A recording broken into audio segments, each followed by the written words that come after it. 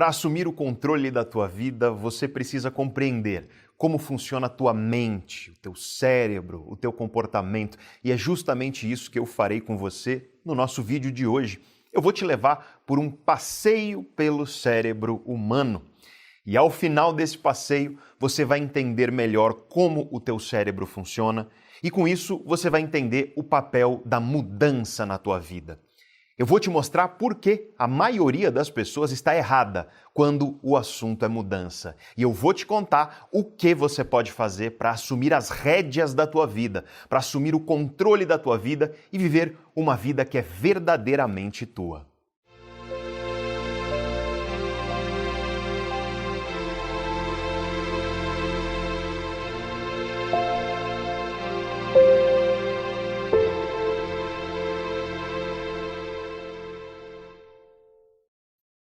Para começar a entender o teu cérebro, eu vou te contar a história de um menino chamado Matthew, um menino que perdeu metade do cérebro dele.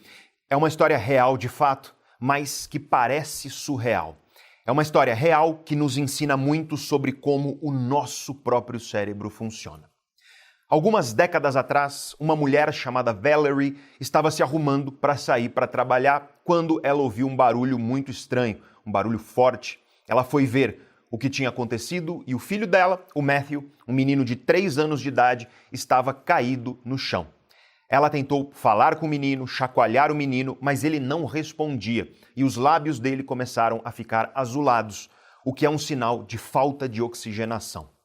Desesperada, a Valerie gritou pelo marido, ele veio correndo ver aquilo que estava acontecendo.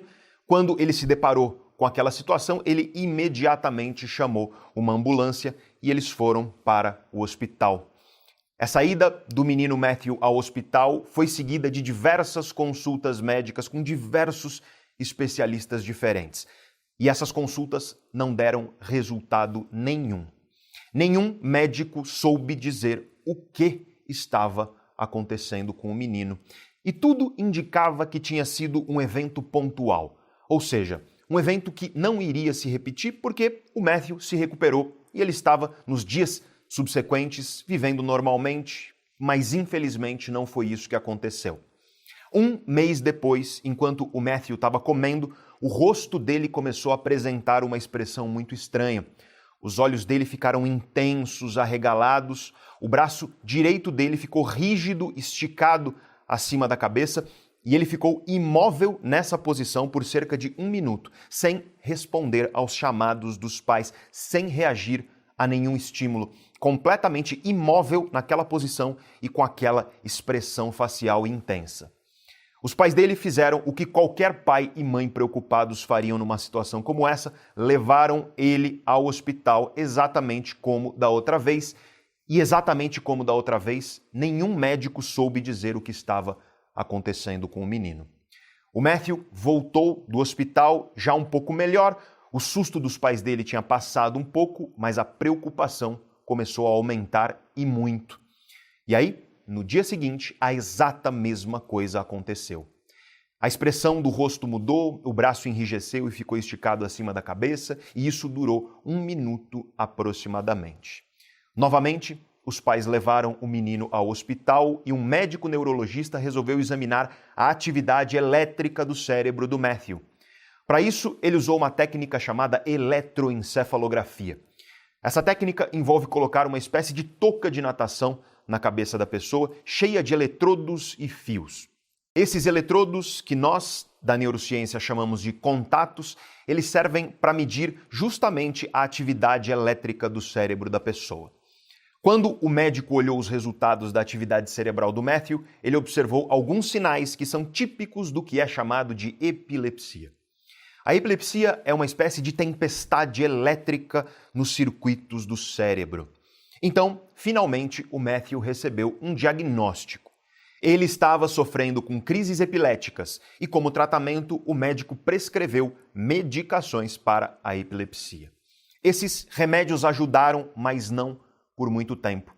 Pouco tempo depois, o Matthew começou a sofrer com crises sérias, crises em série, uma em seguida da outra.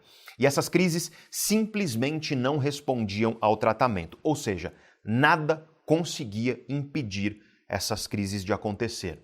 Quando as crises começavam, elas aconteciam de uma em uma hora, mas aí, depois de algumas horas, o tempo diminuía para 45 em 45 minutos e depois diminuía mais ainda, de meia em meia hora, e a crise continuava se agravando e chegava ao ponto em que o menino estava tendo crises epiléticas de 2 em 2 minutos.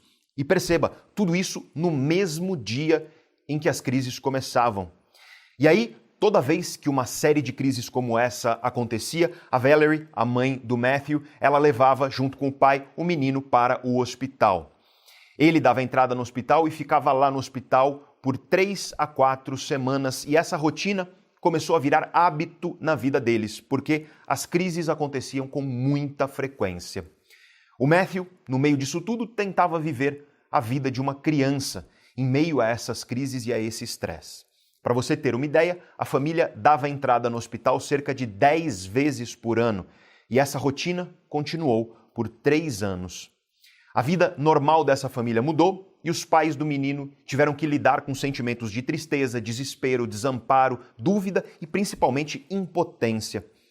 Depois de uma das muitas entradas do menino no hospital, os médicos finalmente admitiram que o problema dele era maior do que eles tinham capacidade de lidar naquele hospital, que era um hospital pequeno da cidade onde eles viviam. Foi aí que a família levou o filho para um hospital maior, um hospital grande, respeitado lá nos Estados Unidos, chamado Johns Hopkins Hospital, que fica na cidade de Baltimore. Foi lá, nesse hospital, que os pais do Matthew finalmente descobriram o que o filho tinha. O neuropediatra, ou seja, um neurologista especialista em crianças, examinou cautelosamente o menino, refez todos os exames de novo e fez novos exames, e depois de analisar tudo isso, ele disse aos pais do Matthew que o menino sofria com uma doença muito rara, chamada de encefalite de Rasmussen, também conhecida como síndrome de Rasmussen. Essa é uma doença inflamatória que afeta um dos hemisférios do cérebro. O cérebro é dividido em 2 hemisférios, o hemisfério direito e o hemisfério esquerdo, tal como você está vendo aqui nesse modelinho. Essa doença causa a inflamação crônica, ou seja, a inflamação constante de um dos hemisférios cerebrais, e na maioria das vezes ela afeta crianças com menos de 10 anos de idade. O grande problema dessa doença é justamente esse. Ela não afeta um pequeno circuito, uma estrutura pequena e isolada no cérebro. Ela afeta um hemisfério inteiro. A Valerie e o Jim, os pais do Matthew, começaram a analisar os possíveis tratamentos junto com esse médico que fez o diagnóstico e, para surpresa e desespero deles, eles descobriram que o único tratamento eficiente para essa rara doença era uma cirurgia chamada de hemisferectomia. Essa cirurgia envolve, literalmente, remover totalmente o hemisfério cerebral afetado, ou seja, é uma cirurgia que envolve remover metade do cérebro de uma criança. Quando a Valerie ouviu o médico falando isso pela primeira vez, ela simplesmente entrou em desespero. Em uma entrevista, ela disse que depois que o médico falou essas palavras, remover metade do cérebro do teu filho, ela simplesmente não conseguiu ouvir mais nada depois de ter ouvido aquilo. Nas palavras dela, era como se tudo que o médico estivesse falando, depois que ele disse isso, fosse um idioma desconhecido. Ela disse assim: eu não escutei, eu não consegui entender mais nada depois disso. A primeira reação dos pais do Matthew foi rejeitar essa cirurgia e tentar outros tratamentos possíveis. O problema é que nenhum tratamento deu certo. Depois de muito pensar, depois de muito refletir, a Valerie e o Jim decidiram aceitar a cirurgia. Foram dias e dias sem dormir para os pais do Matthew. Eles ficaram ruminando essa decisão, remoendo essa decisão tão difícil. Será que o filho sobreviveria a uma cirurgia dessa? Será que é possível viver sem metade do cérebro? Mesmo que seja possível, será que a cirurgia não vai trazer ainda mais problemas e piorar mais ainda a vida do filho? Mas, infelizmente, não havia outra opção. O menino estava sofrendo, vivendo metade do tempo dele no hospital, sofrendo com múltiplas crises daquelas diariamente. Os pais começaram a pesar a certeza do sofrimento atual versus a possibilidade do menino viver uma vida um pouco menos sofrida depois dessa cirurgia. O menino foi levado de avião para Baltimore e deu entrada no Hospital Johns Hopkins mais uma vez. Mas dessa vez, ele foi para a ala de cirurgia. Os médicos colocaram uma pequena máscara, feita para crianças, no rosto do menino Matthew e ele perdeu a consciência e entrou em estado de anestesia geral.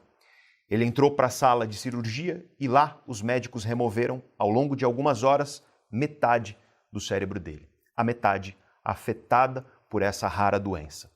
O Matthew sobreviveu à cirurgia. Ele tinha 6 anos de idade. Essa imagem que você está vendo aí é uma ressonância magnética feita na cabeça do Matthew depois dessa cirurgia. Como você pode ver, metade do cérebro dele já não estava mais lá. Quando ele foi para a sala de espera após a cirurgia, os pais permaneceram acordados, bebendo café de hospital, absolutamente desesperados, esperando o filho abrir os olhos. Quem meu filho vai ser depois de tudo isso? Com apenas metade do cérebro dele? O que vai acontecer com a vida dele? Essas eram algumas das perguntas que estavam circulando na cabeça desses pais. Nesse momento, você que está me assistindo agora deve estar se perguntando coisas semelhantes. Além disso, você deve estar se perguntando o que essa história tem a ver com assumir o controle da própria vida, que é o tema do nosso vídeo. Com viver a plena potência do que nós podemos viver, que é o tema do nosso vídeo. O que isso tem a ver com nós vivermos plenamente o nosso potencial? Fica comigo até o final do vídeo e você vai descobrir o que aconteceu com o menino Matthew. E você, além disso, vai descobrir como a história dele é uma lição sobre como o seu cérebro funciona, sobre como você jamais deve duvidar do teu potencial. Sobre como você pode, sim, assumir o controle da tua vida, da tua carreira, da tua existência de maneira geral, para que a tua vida seja verdadeiramente tua. Mas para isso, nós precisamos entender um pouquinho sobre como funciona o cérebro humano. De todos os objetos que a humanidade já descobriu nesse universo em que nós vivemos, nenhum se compara ao cérebro humano. Não é exagero dizer que o cérebro humano é a máquina mais complexa conhecida nesse universo. Até porque, se você acha qualquer coisa complexa, complicada, difícil, é porque você tem um cérebro humano. A ideia de complexidade é uma ideia humana, fruto do cérebro humano.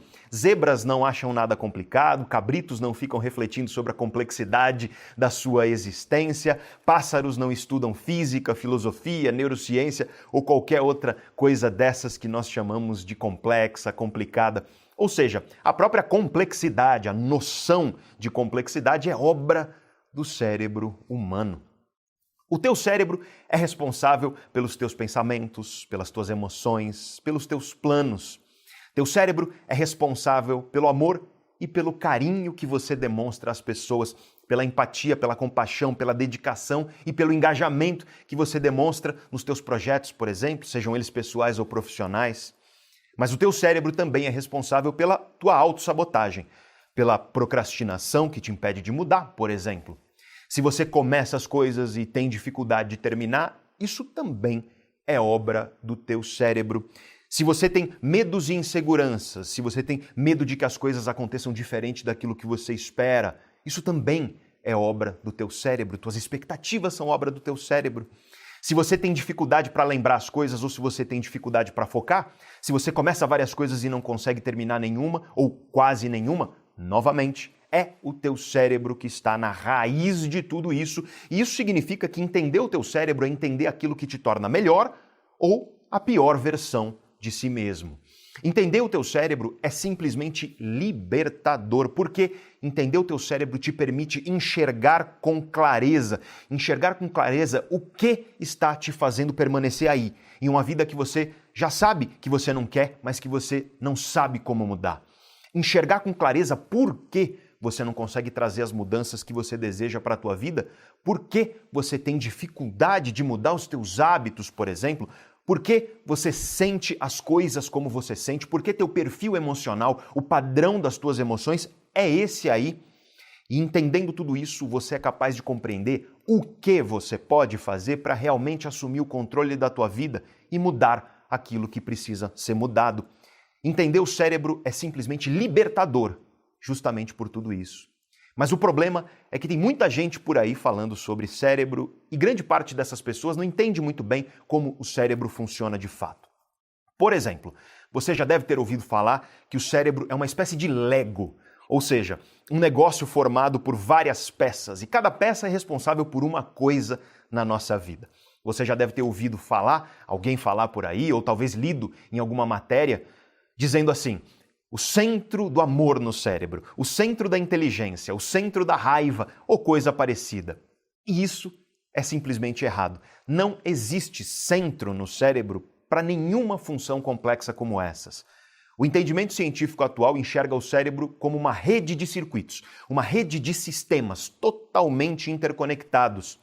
Tudo no teu cérebro é altamente interligado. O cérebro é uma coisa só. De modo que nenhuma estrutura específica, nenhum centro específico é responsável por algo tão complexo como a inteligência, o amor, ou seja lá o que for. O cérebro é uma rede de sistemas, uma rede de circuitos que conversam entre si. Mas não é só isso.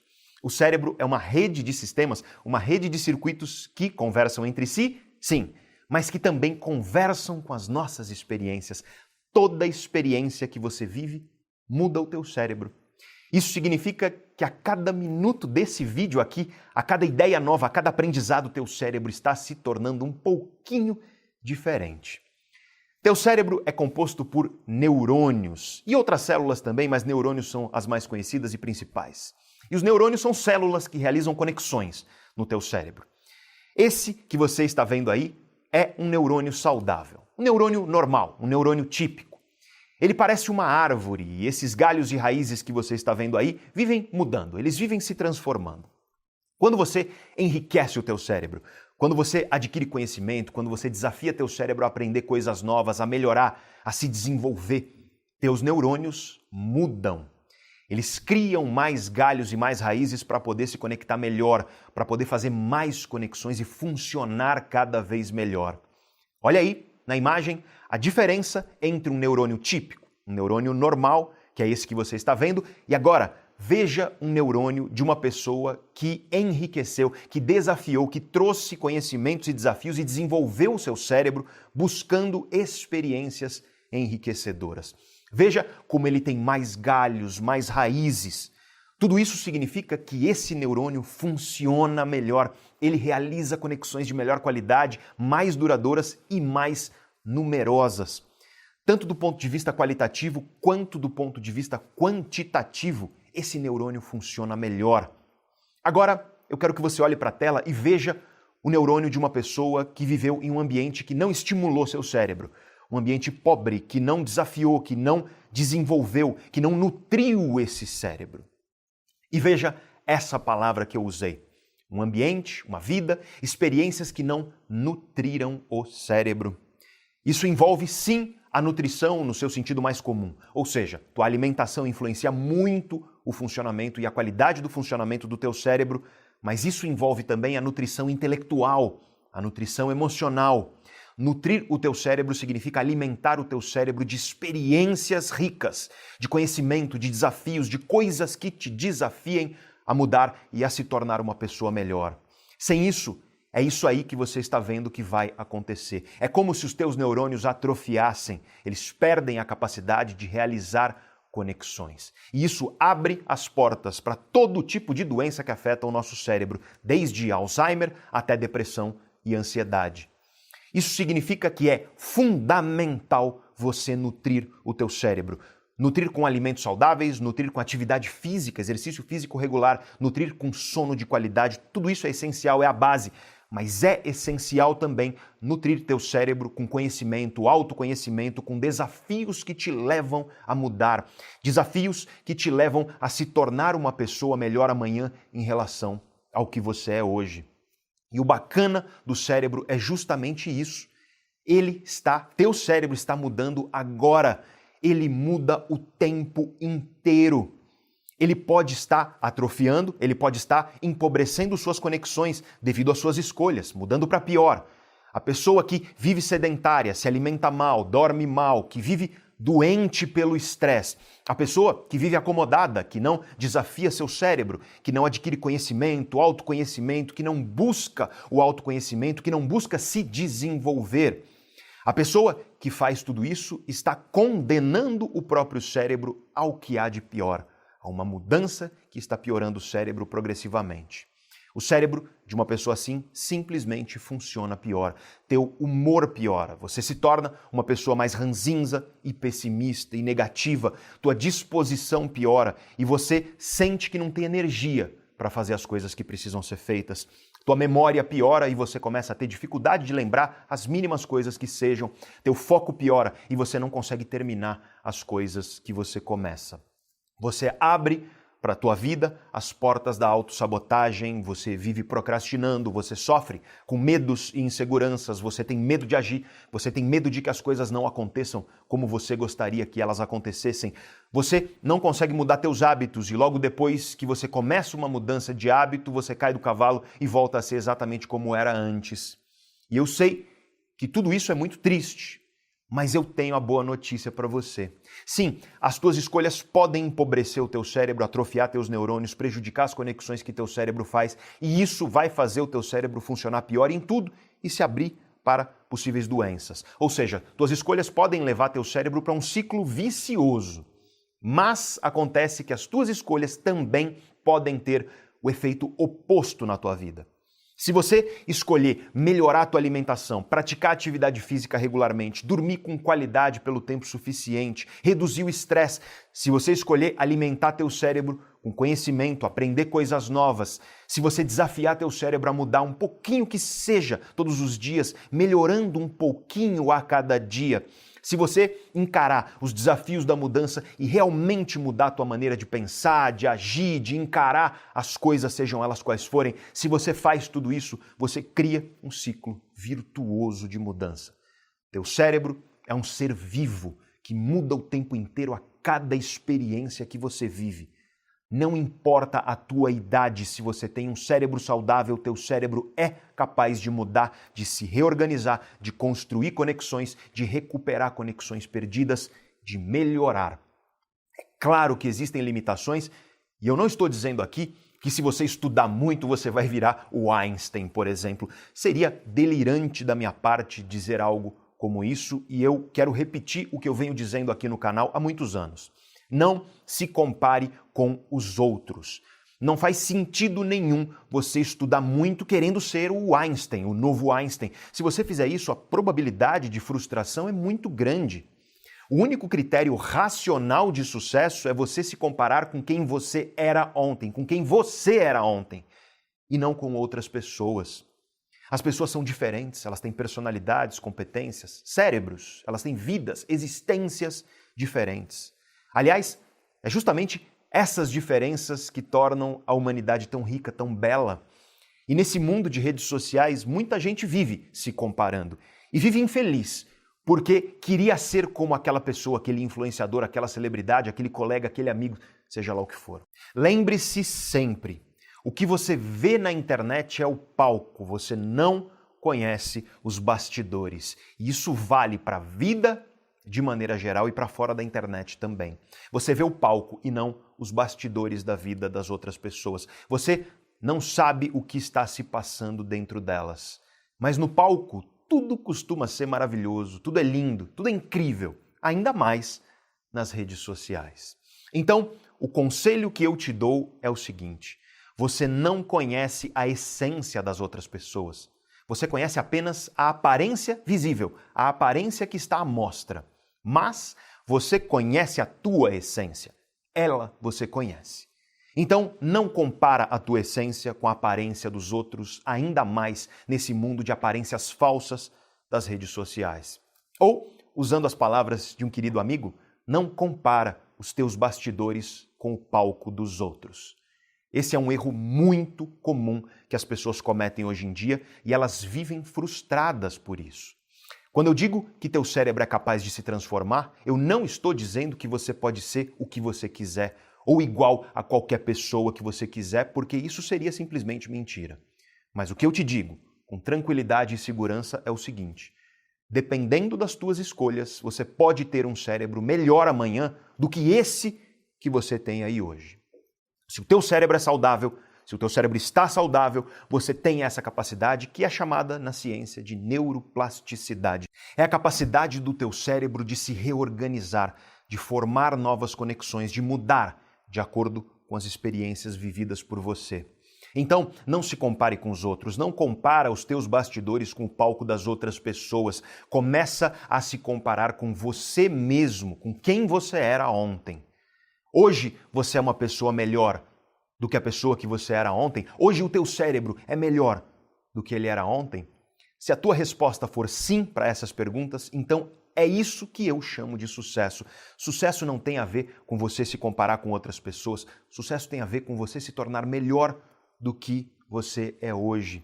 E isso você pode sim fazer. Isso está sim nas tuas mãos, no teu controle. E você pode escolher construir um cérebro melhor, mais saudável, mais rico, mais próspero. Você pode nutrir, alimentar o teu cérebro com o que há de melhor, enriquecer o teu cérebro de experiências.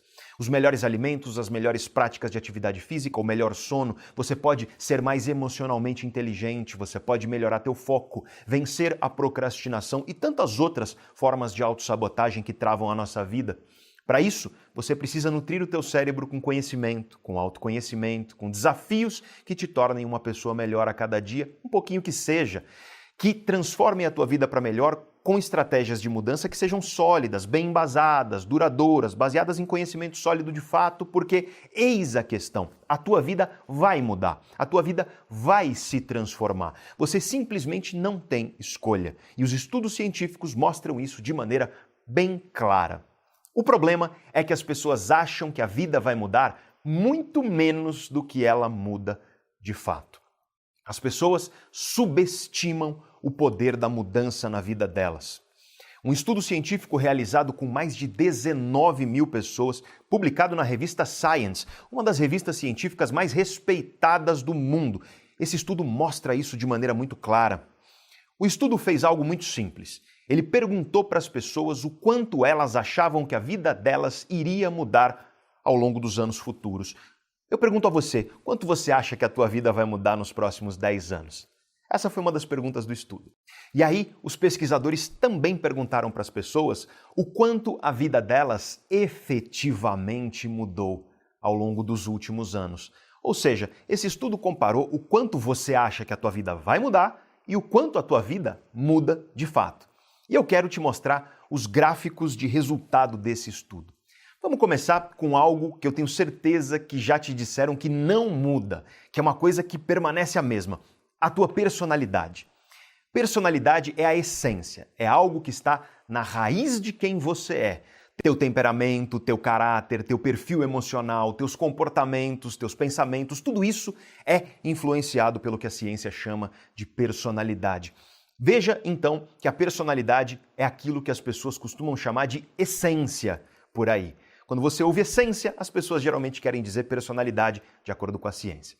A pergunta é: quanto você acha que a tua personalidade, ou seja, quanto você acha que a tua essência vai mudar nos próximos 10 anos? Deixa eu te mostrar o gráfico do estudo aí na tua tela. Bom, na vertical você tem o grau de mudança. Quanto mais para cima, maior é a mudança, quanto mais para baixo, menor.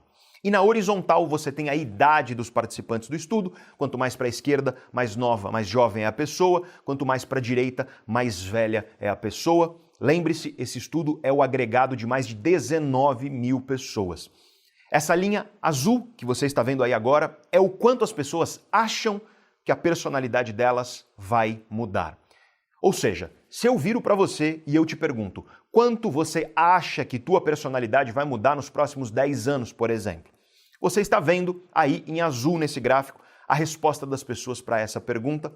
E agora eu vou colocar para você o quanto a personalidade das pessoas muda de fato. Ou seja, quanto a tua personalidade efetivamente mudou nos últimos 10 anos. Essa linha vermelha que você está vendo é o quanto a personalidade das pessoas efetivamente muda, o quanto ela de fato mudou nos últimos anos. Esse gráfico deixa bem claro o que eu disse antes para você. Existe uma grande diferença entre o quanto as pessoas acham que a vida delas vai mudar e o quanto a vida muda de fato. As pessoas acham que vão mudar muito menos do que elas de fato mudam. E olha, eu preciso ser honesto aqui com você. Personalidade, segundo a ciência, é literalmente aquilo que é mais estável na tua vida. Ou seja, de tudo que faz com que você seja quem você é, personalidade, segundo a ciência, é o atributo mais estável, que menos muda ao longo do tempo e mesmo assim, mesmo para isso, você vai mudar mais do que você imagina. Então, vamos falar de outra coisa, de algo que muda mais, que as pessoas admitem que muda bastante, as preferências. Ou seja, que música você prefere, que comida você prefere, que série você gosta, que programa de TV, que tipo de filme, que tipo de livro você prefere. Pois bem, dá uma olhada aí nesse segundo gráfico. Novamente, na vertical você tem o grau de mudança e na horizontal a idade dos participantes. A linha azul que está aparecendo aí é novamente o quanto as pessoas acham que as preferências delas irão mudar nos próximos anos.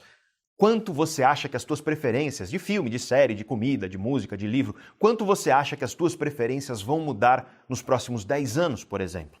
A linha azul que você está vendo aí é a resposta para essa pergunta. E, de novo, agora eu te mostro a linha vermelha. E essa linha vermelha indica o quanto as preferências das pessoas efetivamente mudaram ao longo dos últimos anos. Novamente, aqui, as pessoas acham que vão mudar muito menos do que elas de fato mudam. E agora vamos falar de outra coisa, uma coisa que as pessoas acham que simplesmente não vai mudar: os teus valores. Quanto você acha que os teus valores vão mudar nos próximos 10 anos? Teus valores morais, éticos. Vamos voltar para o gráfico do estudo, terceiro gráfico agora. Novamente, eu te mostro aqui a linha azul. O quanto as pessoas acham que os seus valores vão mudar nos próximos anos. E agora, de novo, eu te mostro a linha vermelha. O quanto as pessoas mudaram de fato, em termos de valores, ao longo do tempo, nos últimos anos, conforme a idade passa. Olha o tamanho dessa diferença. A lição que fica desse estudo é muito importante para a nossa vida. Se eu te perguntasse os teus valores, tua personalidade, tuas preferências, ou seja lá o que for, enfim, se eu te perguntar o quanto você acha que tua vida vai mudar nos próximos 10 anos, você vai me dar uma resposta X, por exemplo. O que eu te garanto é que esse X é menor do que a mudança que realmente vai acontecer na tua vida. Ou seja, você vai mudar muito mais do que X, muito mais do que você imagina, muito mais do que a tua expectativa. Você vai mudar muito mais do que você consegue imaginar que a tua vida vai mudar. As pessoas subestimam o quanto a vida delas vai mudar e subestimam muito. Essa é a principal lição que fica desse importante estudo científico. Tua vida vai mudar mais do que você imagina. E isso significa que a escolha na vida não é entre mudar ou não mudar. Essa escolha simplesmente não existe, porque tua vida vai mudar, como nós vimos. A escolha, na verdade, é outra. Você vai tomar as rédeas da tua vida na mão para que a mudança seja para melhor, para que você se torne uma pessoa diferente, sim, mas efetivamente melhor do que essa pessoa que você é hoje, ou você vai deitar no berço da acomodação, achando que as coisas vão continuar as mesmas, sem perceber que a tua vida está piorando, sendo destruída aos pouquinhos. A escolha na vida, a real escolha na vida humana é justamente essa: mudar para melhor ou perecer. Mudar para melhor ou acomodar. E a acomodação é morte. Se você se acomoda na tua vida amorosa, no teu casamento, no teu namoro, ou seja lá qual for a relação, tenha certeza de que essa relação vai piorar e vai mudar para pior. E talvez essa pessoa que você diz hoje amar, talvez ela não esteja mais do teu lado amanhã. Se você se acomoda na educação do teu filho e você escolhe ser um pai ou uma mãe ausente, distante, tua relação com teu filho vai mudar e talvez ele não queira olhar na tua cara quando ele se tornar adulto. Se você se acomoda no trabalho, na tua carreira, você é ofuscado pelos teus colegas, você não desenvolve a tua carreira e você fica estagnado, ou você pode, no limite, ser demitido e perder teu emprego. Se você se acomoda e não desafia o teu cérebro, não alimenta o teu cérebro com riqueza de conhecimentos, de desafios e comportamentos que te tornem a cada dia uma pessoa melhor, bom, você viu o que acontece com os teus neurônios. Acomodação é morte em todos os sentidos possíveis. A mudança vai acontecer e você precisa escolher se ela vai ser para melhor ou se você vai tocar a tua vida na acomodação, destruindo aos pouquinhos tudo aquilo que te é valioso. A boa notícia, como eu te disse, é que o teu cérebro pode se transformar para melhor. Você pode sim ser